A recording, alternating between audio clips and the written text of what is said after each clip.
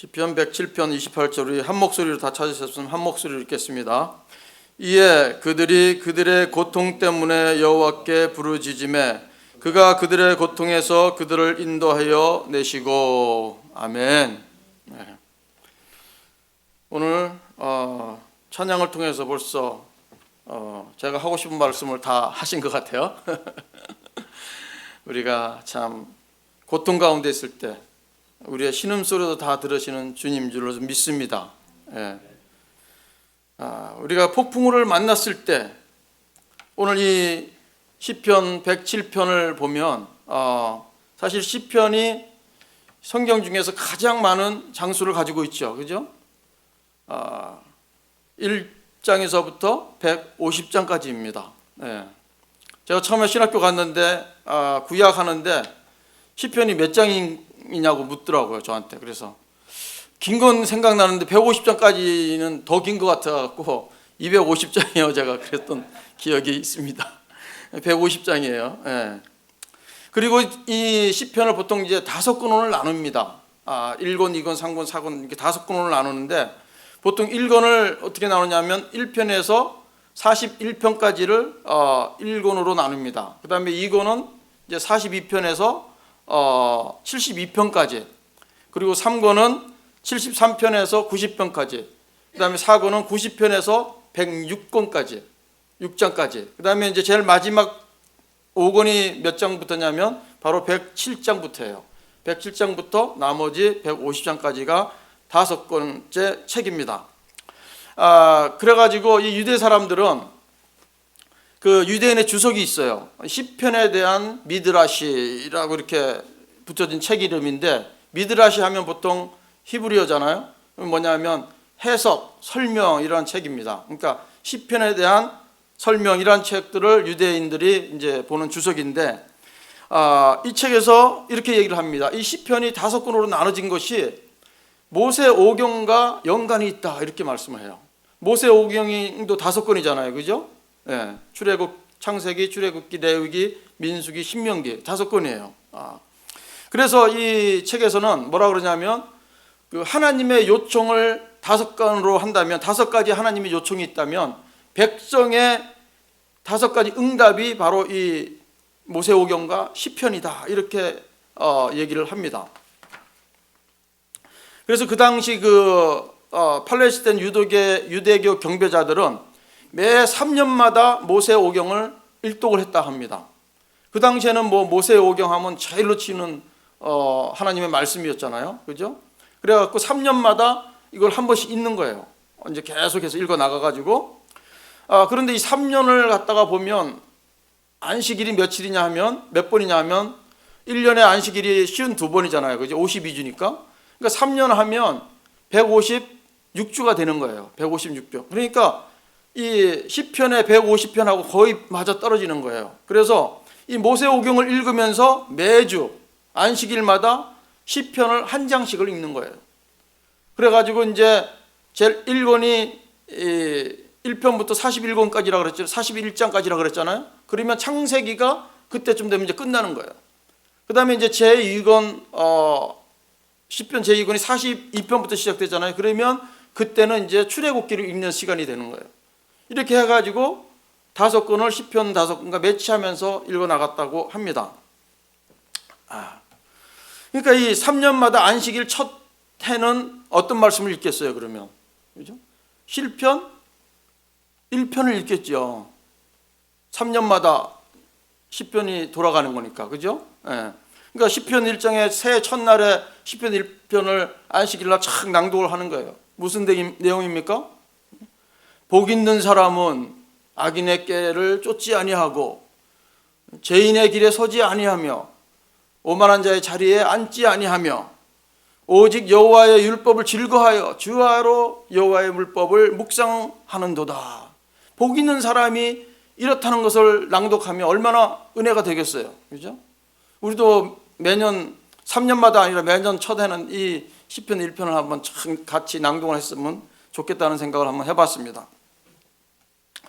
자, 오늘 우리가 폭풍을 만났을 때 제목인데, 과연 이렇게 우리가 인생의 폭풍을 만났을 때는 과연 어떻게 해야 되는가? 먼저 모든 일을 하나님께서 주관하신다는 것을 우리는 기억해야 합니다. 오늘 우리가 함께 읽은 본문은 28절만 한 절만 읽었지만 사실 그 내용은 23절부터 32절의 내용입니다.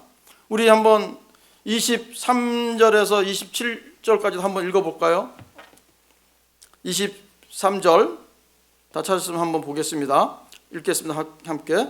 배들을 바다에 띄우며 큰 물에서 일하는 자는 여호와께서 행하신 일들과 그의 기이한 일들을 깊은 바다에서 보나니 여호와께서 명령하신즉 강풍이 일어나 바다 물결을 일으키는도다.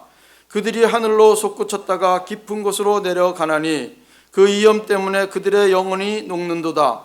그들이 이리저리 구르며 취한 자같이 비틀거리니 그들의 모든 지각이 혼돈 속에 빠지는도다. 아멘. 대충 이 얘기를 아시겠죠? 이 어부가 있는데 깊은 곳에 나가서 물고기를 낚으러 갔는데 뜻밖에도 폭풍우를 만나게 되면서 파도가 높이 치니까 배가 올라갔다가 내려갔다가 하게 되었다는 내용을 지금 설명하고 있습니다. 그래갖고 그 결과 27절에 나와 있죠. 이리저리 구르기도 하고 취한 자같이 비틀거리다가 영혼이 녹는구나, 이렇게 성경은 표현하고 있습니다.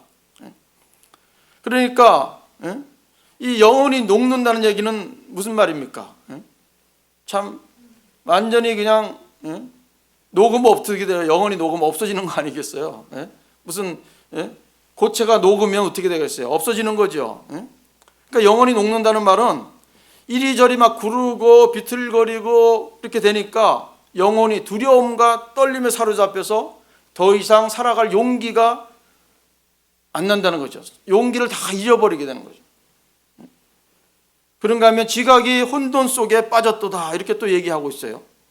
지각이라는 말은 히브리어로 호쿠마라는 단어를 씁니다. 호쿠마. 호쿠마라는 얘기는 지혜라는 얘기예요. 지혜라는 뜻인데, 이런 강렬한 폭풍우 속에서 이 선원들은 자신의 탁월한 그런 항해술에도 불구하고 이제 어떻게 해야 할지 모르는 참 무기력함을 의미하고 있습니다.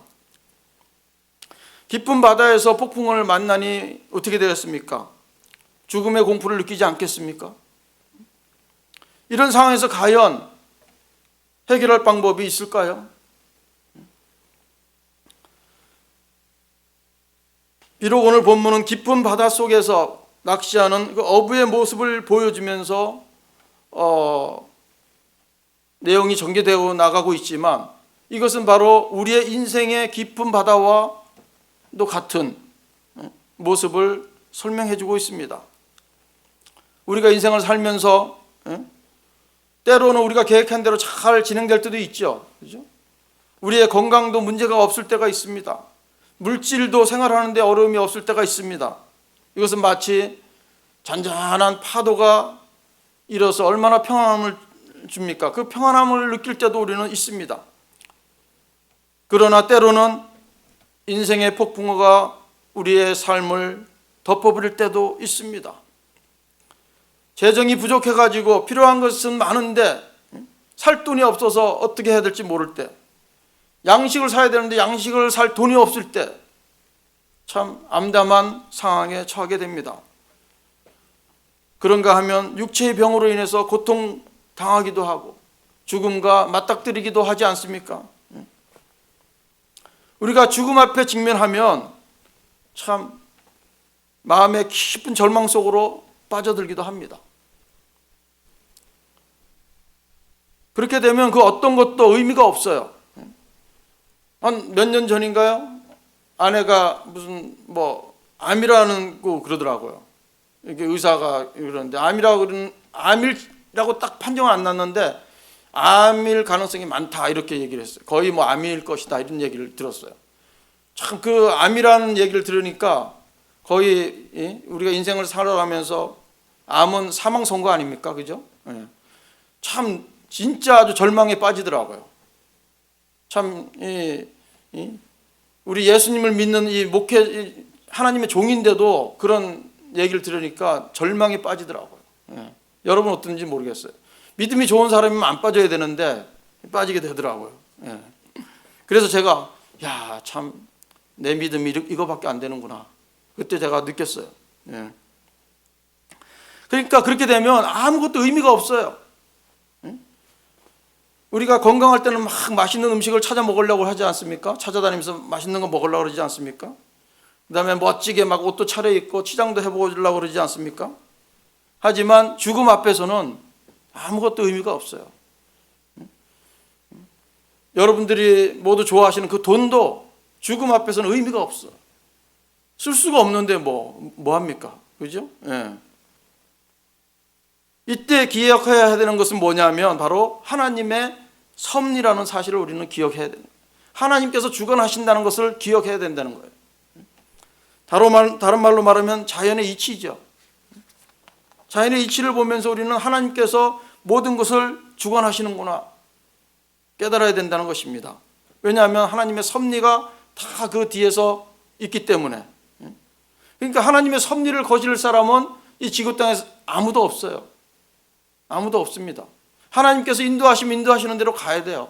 폭풍우가 쏟아지는 곳으로 우리를 인도하시면 가야 됩니다. 그런 얘기를 해요. 그 강야를 걷다, 그러니까 뭐 이런 책이 있는데 거기에 보면 우리가 너무 강할 때 하나님께서는 우리를 강야로 인도하신다는 거예요. 그래서 더 내려놓게 하시고 더 자신을 죽이게 하시고 무릎 꿇게 하시는 분이 하나님이시라는 거예요. 그러니까 우리의 인생에 강야가 올 때도 하나님께서 다 그쪽으로 인도하셨기 때문에 그런 줄 믿습니다. 참 하나님의 말씀이 하나님께서 함께 하셔서 잘 나갈 때도 있죠. 다 하나님께서 함께 하시는 거 아닙니까? 하나님께서 주관하시는 거 아닙니까? 예. 우리는 늘 보이지 않는 곳에 계시는 하나님을 볼 수가 있어야 합니다. 25절 한번 다시 보세요. 25절에 여호와께서 명령하신즉 강풍이 일어나 바다 물결을 일으키는도다 이렇게 말씀하고 있지 않습니까? 미친 바람이 불어가지고 집채만한 이 파도가 일어나는 것은 바로 누구 때문에 그렇다는 거예요? 하나님이 명령하셨기 때문에 일어났다고 성경은 지금 보여주고 있습니다. 하나님께서 바다의 강풍만 주관하십니까? 하나님은 우리의 생사화복도 주관하고 계십니다. 그러니까 생사화복에 여러 가지 문제를 주신 분이 하나님이시고 또 문제의 해답을 하나님께서 가지고 계시다는 사실입니다. 그런데 우리는 이런 것을 망각하며 살 때가 얼마나 많은지 몰라요. 예를 들어서 보면 옆에 있는 사람 때문에 내가 고통받는다고 생각을 합니다. 그래가지고 그 사람을 원망하고 저주하고 막 이렇게 합니다. 왜냐하면 이런 문제가 그 사람 때문에 왔다고 생각하고 있기 때문에 그래요. 하지만 근본적인 그 문제는 어디서 온 겁니까? 하나님께로부터 온 거 아닙니까? 그죠? 근데 우리는 이걸 망각하고 막 옆에 있는 사람을 원망하고 저주하고 합니다. 싸웁니다. 그러니까 내가 받는 고통이 하나님께로 왔다고 믿는다면 그 사람을 원망해서는 안 되는 것이죠. 원망할 이유가 없는 것이죠. 그죠? 예. 근데 우리는 그걸 망각하고 있기 때문에 계속해서 막 사람들한테 책임을 전가합니다. 사람은 참 간사하지 않습니까? 일이 잘 될 때는 다 자기가 잘해서 그렇게 된 것 같아요. 그죠? 예. 그러다가 일이 잘 안 되면 누구 탓을 합니까? 부모 탓을 합니다. 부모를 잘못 만났고 환경을 원망합니다. 조상을 원망합니다. 그러나 이 모든 것이 다 하나님께서 주관하신다는 것을 잊어버리기 때문에 그래요. 우리는 하나님께서 주관하신 걸 부정해서는 안 됩니다. 그런 내용을 부정하지 않은 사람이 한 분이 있어요. 성경에 보시면 다윗입니다. 사무엘하 16장 5절에서 12절에 보시면 어떤 내용이 나오냐면 압살롬의 그 반역을 인해서 다윗이 도망가는 사건이 나오지 않습니까? 네. 이 도망가는데 사울의 친족 시므이가 등장하면서 다윗을 저주하며 돌을 던지는 장면이 나옵니다. 7절에서 8절 이런 내용이 나옵니다. 시므이가 저주하는 가운데 이와 같이 말하니라. 피를 흘린 자여, 사악한 자여, 가거라. 가거라. 사울의 족속의 모든 피를 여호와께서 내게로 돌리셨도다. 그를 이어서 네가 왕이 되었으나 여호와께서 나라를 내 아들 압살롬의 손에 넘기셨도다. 보라, 너는 피를 흘린 자이므로 하를 자초하였느니라 하는지라. 이렇게 저주를 하는 거예요, 시므이가. 그러니까 9절에 어떤 내용이 나오냐면 아비새 있지, 아비새 군대 장관 아비새 있지 않습니까? 이 아비새가 화가 나가지고, 시므이가 그러니까 군대 장관이 화가 난 거예요. 그래가지고 다윗은 그의 머리를 베게 하소서 이렇게 간청을 합니다. 내가 저자를 죽이겠습니다 하는 거 아닙니까? 그죠? 그랬더니 10절에 다윗이 이렇게 얘기합니다. 그가 저주하는 것은 여호와께서 그에게 다시 다윗을 저주하라 하심이니 내가 어찌 그리 하였느냐 할 자가 누구겠느냐. 그 시므이 보고 누가 너를 그렇게 어찌 그리 하였느냐고 할 자가 없다는 겁니다. 시므이가 저주했지만 저주했냐고 따진 물을 사람이 없겠다는 겁니다, 지금. 그래서 다윗이 11절 후반부에 이렇게 얘기합니다. 그가 저주하게 버려두라. 이렇게 얘기를 합니다. 그런 아들의 반역 때문에 피난을 가는, 도망을 가는 그런 상황 속에서도 다윗은 이 하나님께서 하신 일이기 때문에 선하게 해석을 합니다. 그래서 12절에는 이렇게 얘기합니다. 혹시 여호와께서 나의 원통함을 감찰하시리니 오늘 그 저주 때문에 여호와께서 선으로 내게 갚아 주시리라 하고 이렇게 말합니다. 아멘이죠? 아멘. 나에게 닥친 슬픔과 아픔이 하나님께서 주관하신다는 사실을 우리가 인정한다면 우리는 다윗의 모습처럼 겸허하게 받아들여야 합니다. 어느 누가 하나님께 항변할 수 있겠습니까? 아무도 하나님께 항변할 수 없어요. 우리는 피조물 아닙니까? 우리를 만드신 하나님께서 모든 것을 주관하시는데 피조물이 어떻게 이렇게 하십니까? 따질 수 있겠어요? 그렇게 할 수 없다는 거죠. 우린 바로 이런 모습들이 우리에게 필요합니다.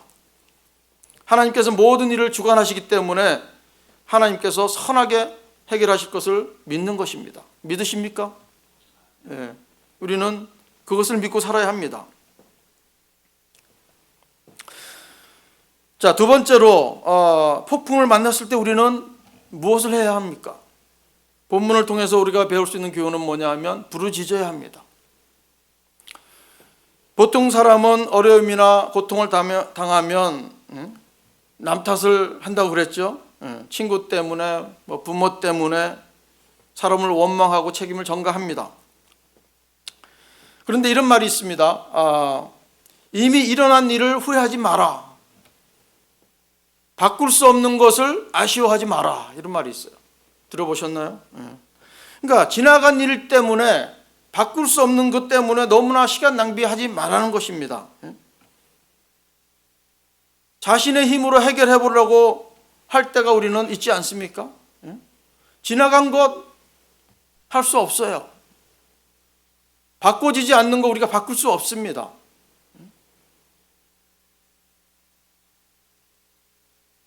그렇기 때문에 바꿀 수 있는 분, 그분이 누구냐? 하나님이라는 사실입니다. 문제를 허락하신 분도 하나님이시고 문제를 해결하실 분도 하나님이시라는 것을 우리는 알아야 합니다. 그래서 성경은 우리가 폭풍을 만났을 때 부르짖으라고 말씀하고 있습니다. 28절 오늘 본문이죠. 우리 아까 함께 읽었죠. 다시 한번 읽어보겠습니다. 28절. 이에 그들이 그들의 고통 때문에 여호와께 부르짖음에 그가 그들의 고통에서 그들을 인도하여 내시고. 아멘. 고통 때문에 여호와께 부르짖음에 하나님께서 그 고통에서 인도하여 내셨다는 겁니다. 여러분 고통 가운데 계십니까? 아멘을 안 하시는 거 보니까 아무도 안 계신 것 같아요. 예, 좋은 거죠. 예, 좋습니다. 혹시 고통이 오시면 부르짖으시기 바랍니다. 여호와께서 그 고통에서 건져 내실 것입니다. 하나님이 폭풍우를 일으킨 이유가 본문에는 나와 있지 않습니다. 마찬가지죠. 우리가 살아가면서도 겪는 여러 가지 어려움들이 있지만 그 까닭을 우리는 알 수가 없을 때가 많습니다. 이유를 몰라요. 왜 그런지. 하지만 분명한 것은 뭐냐면 모든 일이 하나님의 통제 아래 이루어진다는 사실입니다. 그러니까 우리가 부르짖어야 하는 이유는 우리가 너무나 연약한 존재임을 인정해야 돼요. 너무나 연약한 존재이기 때문에 하나님을 의지해야 되기 때문에 부르짖어야 하는 것입니다. 우리는 한계를 지는 존재입니다. 이런 불가항력적인 힘 앞에서는 우리는 아무것도 할 수 없어요. 무기력해질 수밖에 없습니다. 그 일을 담당하실 분은 우리 하나님밖에 안 계시다는 것입니다. 우리의 연약함을 인정하시고 하나님을 의지하시기 바랍니다. 하나님께 간절히 부르짖어 도움을 구해야 합니다. 우리가 잘 아시는 마태복음 7장 7절 있죠? 구하라 그리하면 너에게 주실 것이요 찾으라 그리하면 찾아낼 것이요 문을 두드리라 그러면 너에게 열릴 것이니. 아멘. 마태복음 21장 22절에도 그런 내용이 나옵니다. 너희가 기도할 때에 무엇이든지 믿고 구하는 것은 다 받으리라 하시니라. 아멘. 그러면서 또 야고보서 4장 2절 후반부에도 그렇게 나옵니다. 너희가 얻지 못하면 구하지 아니하기 때문이다. 우리는 때로 너무 힘들면 구하는 것도 잊어버릴 때가 있어요. 너무 입을 벌려서 소리가 안 나올 때도 있습니다. 하지만 우리는 기억해야 합니다. 부르짖어야 합니다. 부르짖어야 하는 또 다른 이유가 뭐냐면 하나님께서 우리를 소원의 항구로 인도해 주시기 때문에 그렇습니다. 뭐 비슷한 말이죠. 그죠? 뭐 소원의 항구나 우리를 고통에서 건져 주시나 다 비슷한 말입니다. 근데 본문에서 그렇게 보여주고 있습니다. 하나님은 간구하는 자들의 부르짖음에 응답해 주십니다. 절망적인 환경에서 그들을 건져내 주시는 것입니다. 그래서 하나님의 말씀 앞에서는 그 무섭게 뛰놀던 강풍도 잔잔해지지 않았습니까? 29절 30절에 한번 보십시오. 29절과 30절에 보시면 강풍을 고요하게 하사 물결도 잔잔하게 하시는도다. 그들이 평온함으로 말미암아 기뻐하는 중에 여호와께서 그들의 바라는 항구로 인도하시는도다. 아멘. 여기서 보면 바라는 항구라는 말이 나오죠. 바라는 항구. 이 단어는 바라는 것이 뭐냐면 기쁨, 소원 이런 뜻을 가지고 있는 히브리어입니다. 그러니까 직역하면 이런 내용이죠. 바라는 항구라는 것은 소원의 항구, 기쁨의 항구로 인도하신다는 것입니다. 항구는 어떤 곳입니까? 이런 거친 폭풍우가 몰아칠 때 선원들이 간절히 바라는 곳이 아닙니까? 돌아가고 싶은 곳, 내 가족이 있는 곳, 그런 곳입니다. 그렇기 때문에 항구는 그 기쁨의 장소입니다.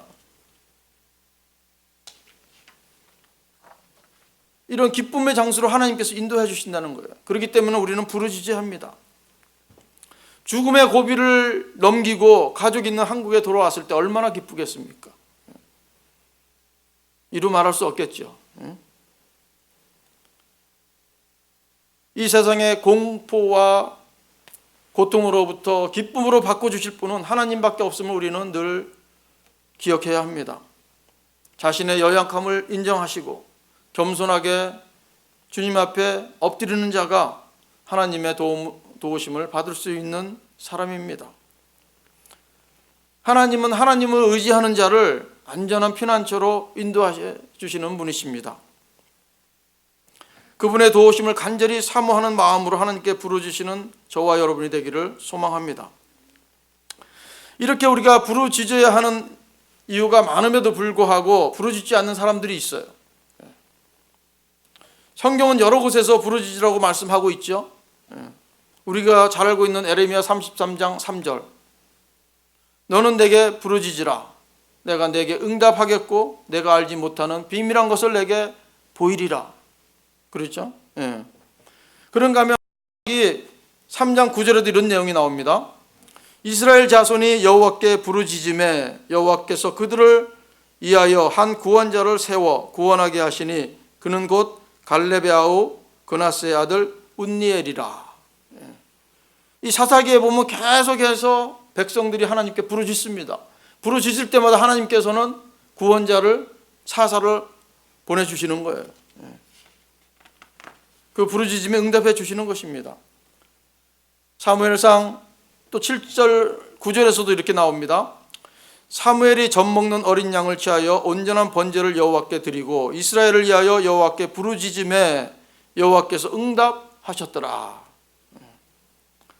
이 내용은 무슨 내용입니까? 사무엘이 이제 선지자가 되어가지고 이스라엘 백성들을 다 어디에 모읍니까? 미스바에 모으죠. 이제 우리가 하나님 앞에 회개하면서 나아가자. 우리 온 이스라엘 백성들이 제일 먼저 해야 될 것이 바로 회개다. 그러면서 다 모아가지고 회개를 하는데 블레셋 사람들이 그 모인 것을 보고 자기네들 공격하는 줄 알고 군인들을 데리고 올라옵니다. 이스라엘 자손들을 다 죽이려고. 이럴 때 이 백성들이 사무엘한테 이렇게 요청을 합니다. 여호와께 부르짖어 기도하기를 청하여서 그 사무엘이 기도한 내용이 방금 제가 읽어드렸던 내용이에요. 그러니까 하나님께서 어떻게 응답하십니까? 큰 의뢰를 발하여서 블레셋 사람들을 다 어지럽게 해갖고 다 멸망을 시킵니다. 대파하게 만듭니다. 그러니까 이 부르짖어 기도하는 것이 얼마나 중요합니까? 그런가 하면 시편 30편 2절에도 이렇게 나옵니다.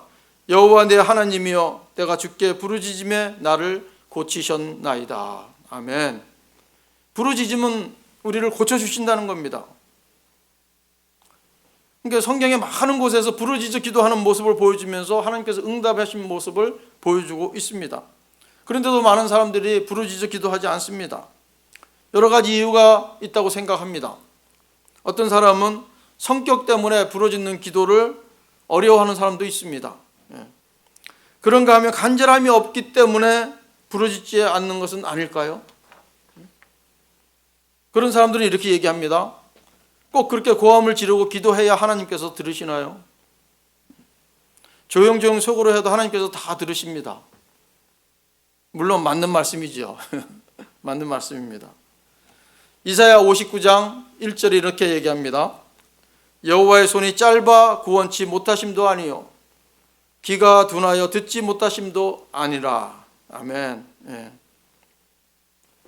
그러니까 꼭 부르짖어야 한다는 건 아니지만 뭐 본인의 성격에 따라서 상황에 따라서 할 수 있습니다. 뭐 이것이 꼭 이렇게 해야 된다, 이렇게 하면 안 된다는 것은 아니죠. 하지만 우리가 참 간절한 마음, 급할 때는 부르짖어 기도할 필요가 있다는 것을 보여주고 있습니다. 출애굽기에서도 그렇게 보여주고 있지 않습니까? 3장 7절 제가 한번 읽어드리겠습니다. 3장 7절 여호와께서 이르시되 내가 애굽에 있는 내 백성의 고통을 분명히 보고 그들이 그들의 감독자로 말미암아 부르짖음을 듣고 그 근심을 알고. 그러니까 8절에 내가 내려가서 그들을 애굽인의 손에서 건져내고 그들을 그 땅에서 인도하여 아름답고 강대한 땅, 젖과 꿀이 흐르는 땅, 곧 가나안 족속, 헷 족속, 아모리 족속, 브리스 족속, 히위 족속, 여부스 족속의 지방에 데려가려 하노라. 아멘. 하나님께서 부르짖음을 들었다는 겁니다. 이스라엘 백성들의 부르짖음을 듣고 젖과 꿀이 흐르는 가나안 땅으로 데려가겠다고 약속을 하고 있습니다. 자, 세 번째로 하나님께서 하신 일을 찬양해야 합니다. 우리가 폭풍우를 만났을 때 우리가 부르짖어서 응답을 받으면 그걸로 끝났다고 생각해서는 안 됩니다. 31절과 32절을 한번 보시면 시편 기자는 이렇게 얘기합니다. 값없이 구원의 은혜를 베푸시는 하나님께 감사할 것을 명령하고 있어요. 그러니까 진정한 구원의 은혜를 경험한 자는 하나님께 영광을 돌리는 것을 주저하지 않습니다. 32절에 보면 이렇게 얘기합니다. 백성의 모임에서 그를 높이며 장로들의 자리에서 그를 찬송할지로다. 아멘. 특별히 믿음의 공동체 안에서 하나님께서 행하신 일들을 찬양해야 합니다. 우리가 이렇게 사람들하고 대화하다 보면 참 어떤 사람들은 뭐 참 일이 잘 돼서 막 이렇게 칭찬을 하면 그렇게 얘기하는 사람들이 많죠. 하나님께서 다 도와주셔서 그렇게 됐습니다. 이렇게 하는 사람들이 많아요. 근데 그런 말을 못하는 사람들도 많이 있어요. 또 그러니까 우리가 늘 참 그런 말을 하는 걸 또 습관적으로 할 필요가 있어요. 그것이 바로 뭐냐면 하나님을 인정하는 것이기 때문에. 근데 우리가 그냥 뭐 어떻게 하다 보니까 그렇게 됐죠. 이것은 좀 믿음의 말이 아니에요. 하나님께서 도와주셔서 그렇게 됐습니다. 이거 증거를 해야 돼요. 찬양을 하라는 것입니다. 특별히 이런 백성의 모임에서 함께 모여서 찬양하는 것, 우리가 하나님께서 하나님의 자녀들에게 주신 참 귀한 특권 중에 하나 아닙니까? 하나님을 찬양하는 것. 우리는 하나님을 높여드리는 것을 늘 생활 속에서 실천하며 살기를 소망합니다. 자, 말씀을 정리합니다. 우리는 인생이라는 바다를 지나고 있습니다. 그 안에서 우리는 우리 힘으로 어찌할 수 없는 강풍을 만나기도 합니다. 그럴 때 우리는 눈에 보이는 상황만 바라볼 것이 아니라 세상을 창조하시고 주관하시는, 통치하시는 하나님을 바라보아야 합니다. 하나님의 도우심을 간절히 사모하며 나아갈 때 하나님은 그의 능력과 이엄을 우리들에게 보여주실 것입니다. 이엄에서 건져 주실 것입니다. 그래서 오늘 기도 시간에 부르짖어서 기도하는 모든 기도의 제목들이 다 응답되기를 주님의 이름으로 축복합니다. 아버지 하나님 감사합니다. 참 우리가 우리 힘으로 해결할 수 없을 때 주님께서 해결해 주실 수 있다고 하시니 감사합니다. 모든 것 다 내려놓게 도와주시고 주님께 무릎 꿇고 주님께 부르짖을 수 있는 우리의 심령이 되게 하여 주시옵소서. 우리에게 간절함을 허락하여 주시옵소서. 아버지 하나님을 아버지로 우리가 인정하며 하루하루 살아드릴 수 있도록 도와주셔서 모든 것이 주님의 은혜요 주님의 섭리라고 고백할 수 있도록 도와주시옵소서. 그래서 어떠한 어려움이 오더라도 겸허하게 받아들이며 하나님께 나아갈 수 있도록 도와주셔서 세상 사람들같이 절망하지 않도록 도와주시고 모든 것 다 주님께 맡기며 주님께 맡길 수 있도록 도와주시옵소서. 그래서 늘 우리 마음속에 평강과 기쁨과 감사가 넘쳐날 수 있도록 주여 인도하여 주시옵소서. 모든 걸 감사드리며 예수님의 이름으로 기도합니다.